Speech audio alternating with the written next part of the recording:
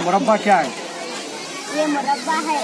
इसके 4 जिले होते हैं, 1 जिला, 2 जिला, 3 जिला, 4 जिला और 4 जाविये होते हैं, 1 जाविया, 2 जाविया, 3 जाविया, 4 जाविया और 4 रास होती हैं, 1 रास, 2 रास, 3 रास, 4 रास और 4 खत होती हैं, 1 खत, 2 खत, 3 खत, 4 खत। ये मसाई होता है और इसका कुल मजमू 360 डिग्री होता है। एक जाविया 90 डिग्री का होता है। ये क्या है? ये मुस्तकिल है। मुस्तकिल के भी 4 जिले होती है, 1 जिला, 2 जिला, 3 जिला, 4 जिला। इसके भी 4 जाविया होती है, 1 जाविया, 2 जाविया, 3 जाविया, 4 जाविया और इसके 4 खत होती है, 1 खत, 2 खत, 3 खत, 4 खत। एक खत कितना इसका होता?